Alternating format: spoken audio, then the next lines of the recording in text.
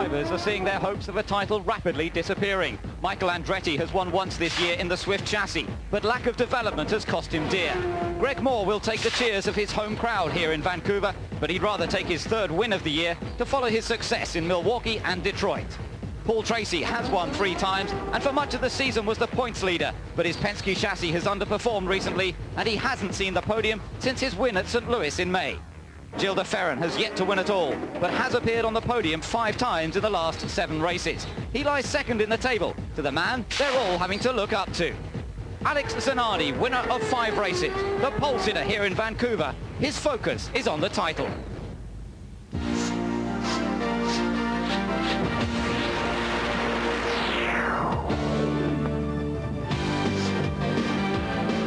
It's a glorious day in British Columbia for the Molson Indy Vancouver, round 15 of the 1997 PPG Kart World Series. Hello and a very warm welcome from Ben Edwards and Jeremy Shaw on the day that Alex Zanardi could win $1 million. Zanardi enjoys a 39-point championship lead over Gilles de Ferran, who in turn has a 9-point cushion over Paul Tracy. Greg Moore and Michael Andretti are real outsiders for the title now, but not completely out of the hunt. Zanardi starts from his 4th pole position of the year after a breathtaking performance in both Friday and Saturday qualifying sessions on a track which he feels owes him a win. Down in the pit lane at the moment, the teams are just packing up the equipment, having just set their cars off on the parade laps, and Zanardi is already leading the field of 28 cars around. But what he hopes to avoid is what happened to him in 1996. He started from pole position on that occasion and pulled out quite a cushion over Michael Andretti until this accident with PJ Jones when trying to lap him put Zanardi dramatically out of the race. It also put him into an extremely bad temper, and he still hasn't made up with PJ Jones. He's not the only victim of the concrete walls. Gilles de Ferran has also found the concrete walls this weekend. This was Friday qualifying when Zanardi's main rival in the championship made contact with that wall very heavily. That damaged his primary car too much, and he will be starting in the backup car here today, which he qualified in yesterday's session. So Gilles de Ferran starts in 7th place on the grid, the closest to Zanardi in terms of the points table, but there are other people up there as well. Michael Andretti, remember, starting from the 2nd row of the grid. He's a 3 times winner here on the Vancouver street circuit. And Bobby Rahal starting from 2nd position. Watch out for Bobby, because he's had a great run of success here over the years. Michael Andretti right on board with Andretti, starting from that 4th position, and we'll also be seeing from onboard cameras with Christian Fittipaldi, and he'll be starting quite a lot further down the grid. He starts in 14th place. Fair bit of work for him to do to work his way up the order, but the race is a very, very open one. Very difficult to be smooth and quick through the first laps without getting into some sort of trouble, and Paul Tracy in particular will be looking to stay out of trouble from his starting position way down in 17th place. Jeremy, we're really set for a good race, I hope. We certainly are. You know, Alex Zanardi has a 3/10 cushion over Bobby Rahal at the front of the field, but the next 9 cars, Ben, are covered by an identical margin, just 0.3 of 1 second. That's not very much at all.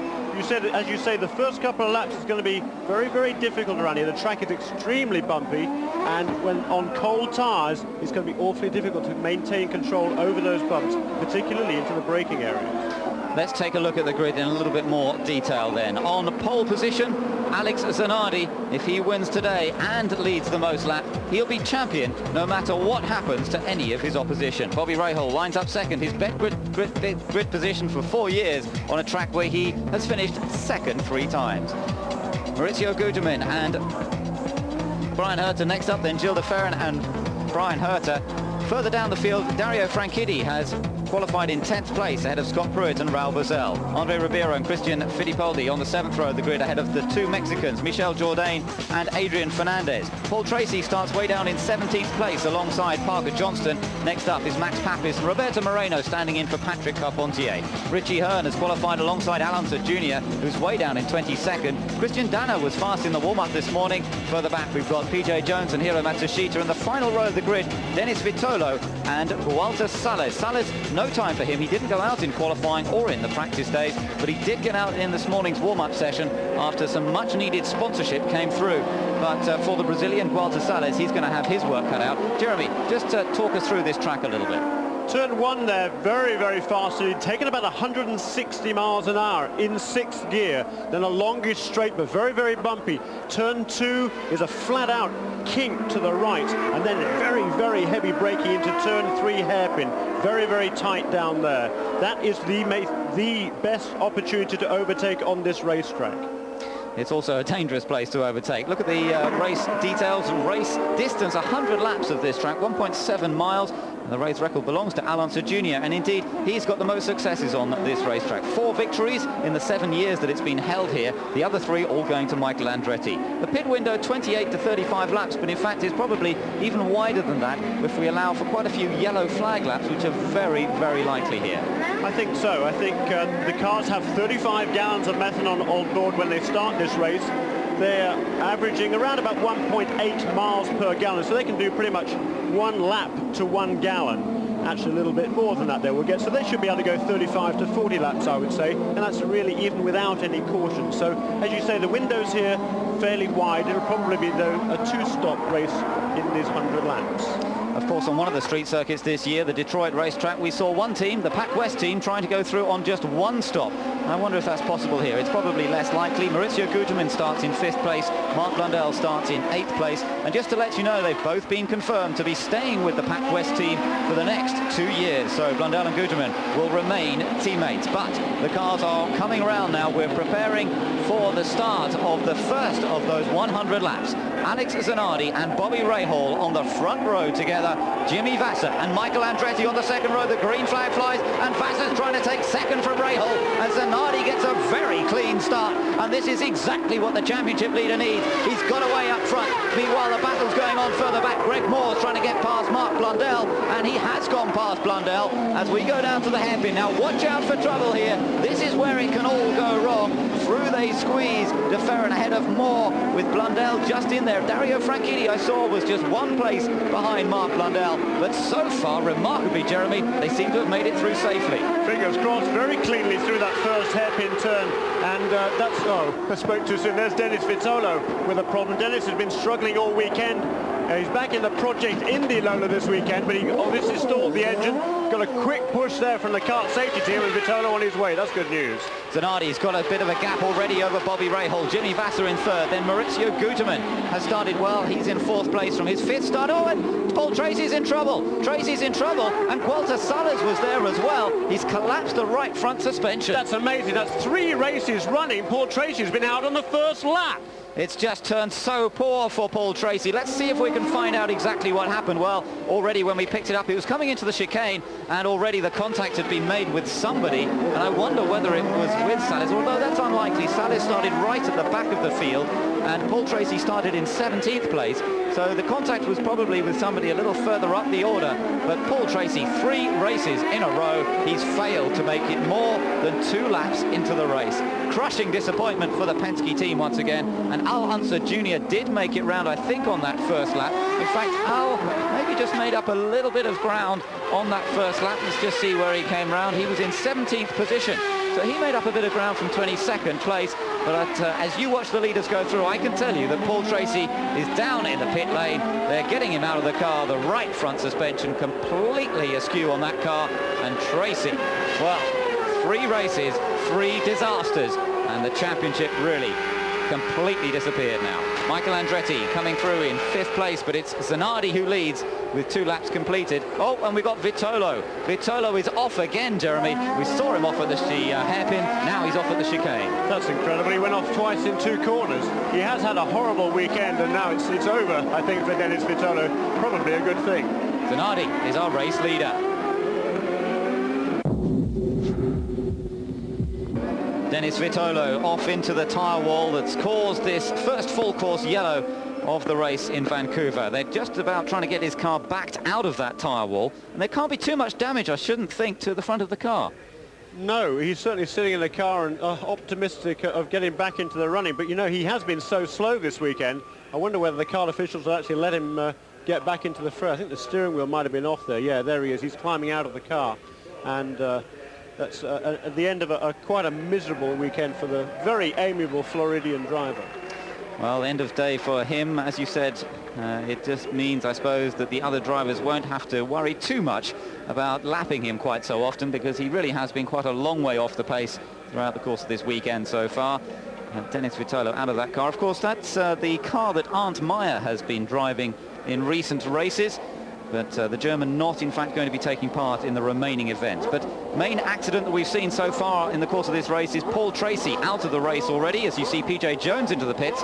Very early pit stop for him. I wonder if they have some sort of problem with that car, or just taking advantage of the yellow flag. Just taking a look at the replay, this was the hairpin on the opening lap. Now I wonder if we can see anything with Tracy. He was going right down the outside there, made contact with Max Papis. Now, did that cause any problems? I think just on the right-hand side of the screen there, we could see, I think that was Unser going down the outside there. And on the exit of the corner, it looked like Tracy perhaps came together with Andre Ribeiro's car, the Tasman car, just as they were going out of the picture off the screen there. And I think perhaps that was the beginning of the incident. And string of luck in your racing career, like these last 3 events where you've been a first lap victim? I mean, I've had a string of bad luck, but really we've gotten past the first lap. It's extremely frustrating for me and for the team. I mean, you know, but that's the situation that we're in. I mean, we're starting towards the back of the grid, and it's tough back there with everybody moving around. And you know, we got beside Boisel and just kind of ran out of room, and he moved over, and you know, we hit, and I went up on 2 wheels, almost flipped over again like last week, and my helmet almost scraped the wall. I was up on my side, so yeah, it's frustrating. I mean, I thought we could have done well today, but you know, maybe next week.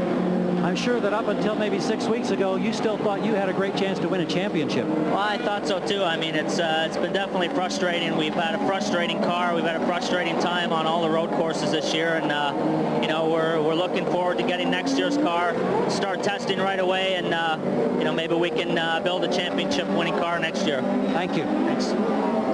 He seems fairly laid back about it, considering he nearly scraped his crash helmet along the wall, but that's the scene for Paul Tracy. It's been the scene for the last 3 races. Walter Salles into the pits. He's also taking advantage of this yellow flag, this very early yellow flag, to make a quick stop. It was a very quick stop indeed, in fact. And he comes back out. Remember, he had to start right from the back of the field, having not set a qualifying time. And he's really got to get his feel very quickly in this car in the race, rather, because he hasn't had those practice laps. Yeah, we talked about the wide fuel window in terms of making 2 pit stops during this race.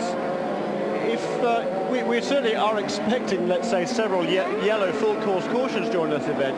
If there are enough, and if they are sufficiently spaced out, it's not inconceivable that these guys could now get past through the whole race on just 1 more pit stop. I think it's a bit of a long shot, but I think that's perhaps what those two are thinking coming into the back of the field. Certainly nothing to lose for either Walter Salles or PJ Jones at this stage. Just under half a lap to go until the green flag flies again. Alex Zanardi, therefore, controlling the pace as they come round on the remainder part of this lap. Starts to get some heat into the rear tyres. You can just see him flooring the throttle, putting 800 brake horsepower through those rear tyres. And now he's beginning to accelerate away a little bit more down into the last corner, and now accelerating out of that final bend and on to start finish once again. And immediately he opens up a gap over Bobby Rahal. Fantastic restart from Alex Zanardi. Opens up over a second advantage, but Michel Jourdain has spun it down at the last corner. There may have been contact once again. Michel Jourdain, who's been impressing so many people here this weekend, he'll be celebrating his 21st birthday this week, but it doesn't look as though he's going to get a birthday present from this race, because that's dropped him right down to the back of the field at best, and at worst it could have put him out of the race. Shame for Michel Jourdain, Jr., as you say, doing a super job this weekend. He was well up among the top 10 in a couple of the sessions. This morning he actually ended up 7th, and again he didn't actually complete the full warm-up session because he had an engine problem. But he is back underway, he is at the back of the field, but he is on the lead lap still as well. So all is not yet lost for Michel Jourdain Jr.